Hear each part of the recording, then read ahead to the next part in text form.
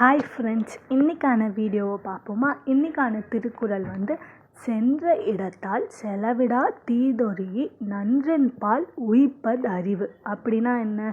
நம்ம மனசு அது போகிற போக்கில் போக விடாமல் நல்லது எது தீயது எதுன்னு ஆராய்ந்து நல்ல விஷயங்களில் நம்ம மனசை செலுத்த வேண்டுமாமா. இதுதான் இந்த திருக்குறளில் சொல்லியிருக்காங்க.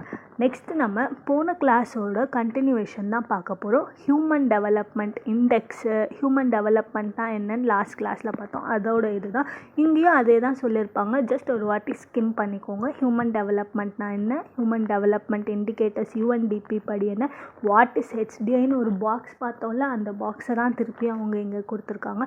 நெக்ஸ்ட் இதில் புதுசாக பார்க்கணுன்னா ஹியூமன் டெவலப்மெண்ட் கிளாஸிஃபிகேஷன்னா என்னன்றதை பார்க்கலாம்.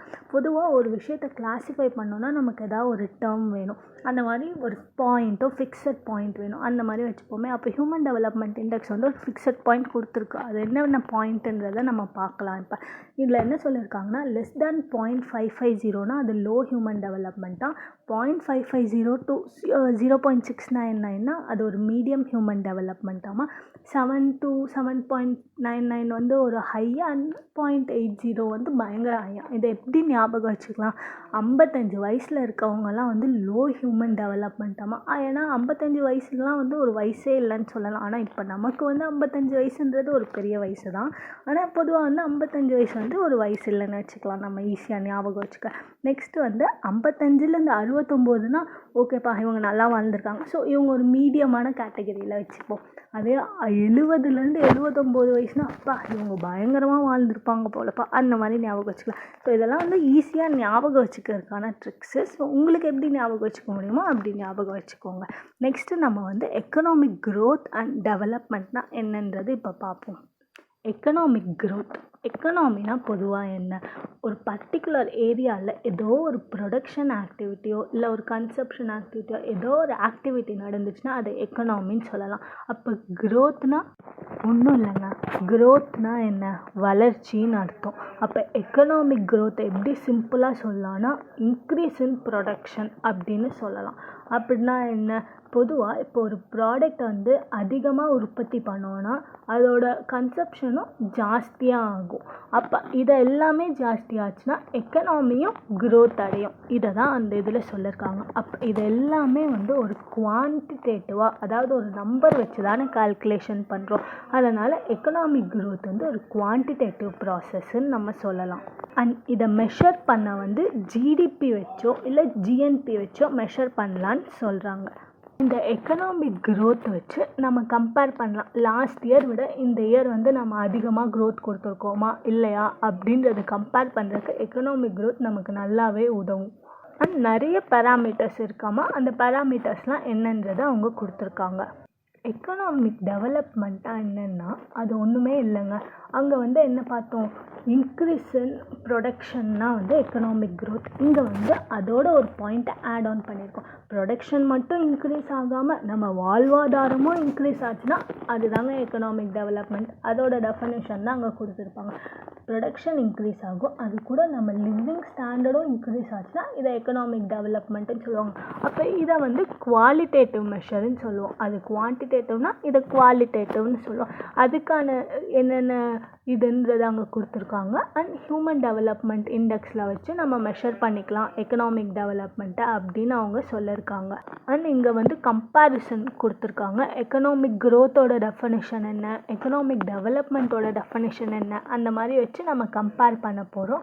அண்ட் அதோட கான்செப்ட் என்ன? எக்கனாமிக் க்ரோத் ஒரு நேரோவான கான்செப்ட் ஆங்க. ஏன்னா இதில் நம்ம வெறும் குவான்டிடேட்டிவ் நம்பர்ஸ் வச்சு மட்டுமே கால்குலேட் பண்ணுவோம். ஆனால் எக்கனாமிக் டெவலப்மெண்ட் ஒரு ப்ராடர். ஏன்னா அதில் எல்லாமே ஹெல்த்து, எஜுகேஷனு, நம்மள எப்படி இருக்கும் அந்த மாதிரியான எல்லா செக்டார்ஸும் வர்றதுனால இது ஒரு ப்ராடர் கான்செப்ட்னு சொல்லுவோம். நம்ம நேச்சரும் பார்த்தோம், அது குவான்டிடேட்டிவ், இது குவாலிட்டேட்டிவ். ஆனால் அதை எப்படி மெஷர் பண்ணலாம்? அது ஜிடிபி ஜிஎன்பி வச்சு மெஷர் பண்ணுவோம். இதில் என்னென்ன life expectancy, infant rate, literacy rate, இந்த மாதிரியான டிஃப்ரென்ஸ்லாம் சொல்லியிருப்பாங்க. அதில் எக்கனாமிக் க்ரோத் ஒரு ஷார்ட் டேர்ம் தானாமா.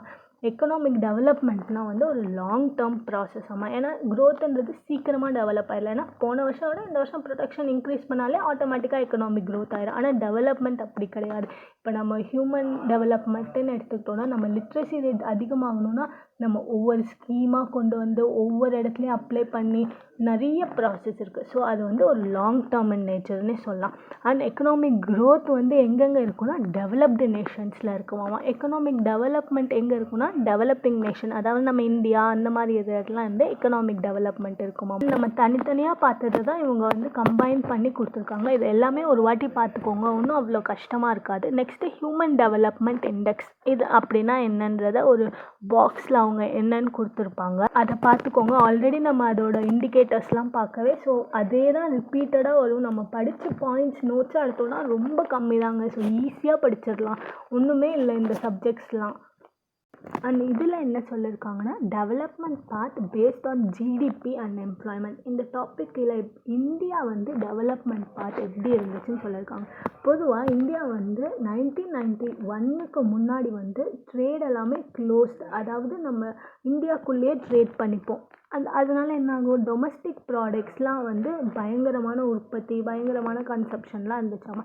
1991 அப்போனா 1991 ஏதோ நடந்திருக்குன்னு அர்த்தம். என்ன நடந்திருக்கு, எல்பிஜின்னு ஒன்று கொண்டு வந்திருப்பாங்க. அதாவது எல்பிஜினா லிப்ரலைசேஷன், ப்ரைவேட்டைசேஷன், குளோபலைசேஷன். இது கொண்டு வந்ததுனால ஃப்ரீ ட்ரேட் அக்ரிமெண்ட்ஸ் வந்திருக்கும். ஃபாரின் கம்பெனிஸ் எல்லாத்தையும் நம்ம இந்தியாவுக்குள்ளே அலோவ் பண்ணியிருப்போம். இதனால் என்ன ஆகிடும், ஃபாரின் கூட்ஸ் எல்லாம் நம்ம ஊரில் வர ஆரம்பிக்கவே நம்மளோட டொமஸ்டிக் கன்சப்ஷன்ஸ் வந்து கம்மியே ஆயிருக்கும்னு சொல்லலாம். இதை தான் அந்த பேராவில் கொடுத்துருப்பாங்க. நெக்ஸ்ட்டு வந்து எம்ப்ளாய்மெண்ட் ஜென்ரேஷன் எல்லாம் வந்து நம்ம 5 இயர்ஸ் பிளானில் கொண்டு வந்திருப்போமா.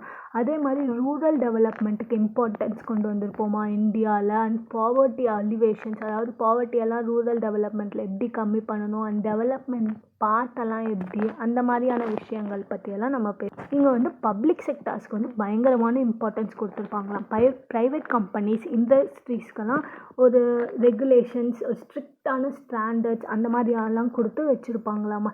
இதனால் என்ன பண்ணியிருப்பாங்க, கவர்மெண்ட்டுக்கு வந்து ஒரு முக்கியமான ரோல் பீப்புள்கிட்ட கொடுத்து ப்ரைவேட்டோட ப்ராஃபிட்டை வந்து கம்மி பண்ணுற மாதிரி, எல்லாருக்கும் எல்லாம் கிடைக்கிற மாதிரி பண்ணியிருப்பாங்க. அண்ட் இந்தியாவோட ஜிடிபி வந்து ஒரு சஸ்டைன்டு லெவல், சஸ்டைன்டுனா என்ன, அதாவது சஸ்டைன்ட் ஒரு லாங் டேர்ம் லெவல்னு சொல்லலாம். அப்போ ஒரு லாங் டேர்மாகவே நம்ம ஜிடிபியை வந்து ஒரு கரெக்டான லெவல், நார்மல் லெவலில் தான் இருந்திருக்குன்னு சொல்லலாமா. அதனால் நம்ம பர் கேபிட்டா இன்கம் வந்து டபுள் ஆச்சாமா இந்த 12 இயர்ஸில். பர் கேபிட்டா இன்கம்னா என்னன்றது லாஸ்ட் வீடியோவில் சொல்லியிருப்போம், தெரியாதவங்க அந்த லாஸ்ட் வீடியோவை பார்த்துக்கோங்க.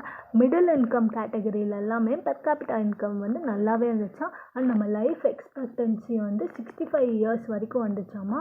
அதே மாதிரி 44% ஆஃப் சில்ட்ரன்ஸ் வந்து அண்டர் 5ல் வந்து ரொம்ப மால் நியூட்ரிஷன், அதாவது சத்து குறைபாடோடு இருந்தாங்களாமா.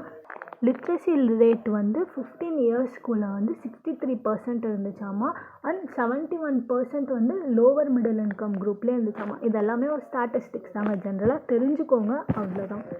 அண்ட் நம்ம இந்தியா வந்து அக்ரிகல்ச்சர் செக்டார்லேருந்து டப்புன்னு சர்வீஸ் செக்டாருக்கு மாறிடுச்சாமா. ஒரு ரேப்பிட் டிரான்ஸ்ஃபர்மேஷன் கூட சொல்லலான்னு சொல்கிறாங்க. நெக்ஸ்ட்டு வந்து factors supporting Indian development. Indian டெவலப்மெண்ட்டுக்கு என்னென்ன ஃபேக்டர்ஸ்ன்னு சொல்கிறாங்க. நம்ம இந்தியாவில் பொதுவாக பார்த்திங்கன்னா 700 மில்லியன் இந்தியன்ஸ் இருக்காங்களாமா. அதாவது ஒரு 35 ஏஜ்க்குள்ளே வந்து இவ்வளோ இந்தியன்ஸ் இருக்காங்களாம். இதனால் என்ன ஆகுது, நம்ம இந்தியாவோட க்ரோத் வந்து நெக்ஸ்ட் 20 இயர்ஸில் பயங்கரமாக வளர்ச்சி இருக்குமா. ஏன்னா வந்து இந்த 35 இயர்ஸ்க்குள்ளே இருக்கவங்களாம் என்ன பண்ணுவாங்க, ப்ரொடக்ஷன் செக்டார்ஸில் ஹெட் பண்ணுவாங்க. நம்ம ப்ரொடக்ஷன் இன்க்ரீஸ் ஆகும். நம்ம ப்ரொடக்ஷன் இன்க்ரீஸ் ஆனால் ஆட்டோமேட்டிக்காக எக்கனாமிக் க்ரோத் ஆகும். எக்கனாமிக் க்ரோத் ஆச்சுன்னா ஆட்டோமேட்டிக்காக எக்கனாமிக் டெவலப்மெண்ட் ஆகும். ஸோ அப்போ இதை பேஸ் பண்ணி தான் அவங்க சொல்லியிருக்காங்க. நெக்ஸ்ட் என்ன சொல்லியிருக்காங்கன்னா, இந்தியாவில் வந்து ஒரு ஸ்ட்ராங் லீகல் சிஸ்டம் இருக்காமா. லீகல்னால் என்ன, அதாவது நம்ம கோர்ட்ஸ்லாம் அதெல்லாம் தான் லீகல் சிஸ்டம். ஸோ இதெல்லாம் ஸ்ட்ராங்காக இருக்காமா. அண்ட் நம்மக்கிட்ட நிறைய இங்கிலீஷ் லாங்குவேஜ் ஸ்பீக்கிங் பீப்புள்ஸ் இருக்காங்களாமா. இதனால் நம்மளால் இன்வெஸ்ட்மெண்ட்லாம் வந்து நல்லா அட்ராக்ட் பண்ண முடியுமாமா. அண்ட் நம்ம இந்தியாவில் வந்து ரொம்ப வேஜ்னால் நம்ம கொடுக்குற சம்பளம்லாம் ரொம்ப கம்மியாமா. அதனாலேயே என்ன சொல்கிறாங்கன்னா, இந்த ரீசன்ட் டைப்ஸில் வந்து ப்ரொடக்ஷன் கேப் வந்து நிறையவே இருக்காமா. இப்படியெல்லாம் சொல்லியிருக்காங்க. நெக்ஸ்ட் இந்த பாக்ஸில் பார்த்தீங்கன்னா கிராஸ் நேஷ்னல் ஹாப்பினஸ்ன்னு ஒன்று இருக்குது. இதை ஃபஸ்ட்டு வந்து பூட்டான் கவர்மெண்ட் தான் கொண்டு வந்திருக்காங்க. இதில் என்ன சொல்கிறாங்கன்னா ஒரு கலெக்டிவ் ஹாப்பினஸ், அந்த பூட்டானில் இருக்க பீப்புளுக்கெல்லாம் வந்து ஒரு நல்ல ஹாப்பியான சரௌண்டிங் கொடுக்கணும் அண்ட் அவங்க எல்லோரும் ஹாப்பியாக இருக்கணும். இந்த மாதிரியான விஷயத்தெல்லாம் பூட்டான் கவர்மெண்ட் கொண்டு வந்துச்சாமா. இதை ஃபஸ்ட்டு எப்போ காயின் பண்ணியிருக்காங்கன்னா 1972 அந்த அப்போ வந்து பூட்டான் கிங், அதாவது ஜிக்மி சிங்கே வாங்சக் அப்படின்றவர் என்ன சொல்லியிருக்காருன்னா அவங்களுக்கு வந்து கிராஸ் நேஷ்னல் ஹாப்பினஸ் தான் ரொம்ப முக்கியமாமா. ஜிஎன்பி விட, அதாவது கிராஸ் நேஷ்னல் ப்ராடக்ட் விட கிராஸ் நேஷ்னல் ஹாப்பினஸ் அவங்களுக்கு ரொம்ப முக்கியம் அப்படின்ற மாதிரி அந்த கிங் சொல்லியிருக்காருன்னு சொல்கிறாங்க. அண்ட் 2011 பார்த்தீங்கன்னா யுஎன் ஜென்ரல் அசம்பிளி கூட ஒரு ரெசல்யூஷன் பாஸ் பண்ணிச்சாமா.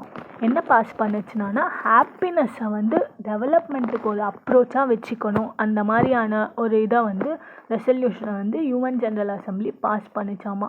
அண்ட் ஜிஎன்ஹெச்சை வந்து ஜிடிபியோட எப்படி டிஸ்டிங்விஷ் பண்ணலாம் அந்த மாதிரி இது பார்த்தோன்னா நம்மளோட கவர்னன்ஸ் வந்து எப்படி இருக்கணும் அண்ட் நம்ம பீப்புள்ஸ்லாம் எப்படி ஹார்மோனியாக இருக்காங்க, இந்த மாதிரியான 9 டாமினன்ட் இது வந்து ஹாப்பினஸ் பற்றி சொல்லியிருக்காங்க.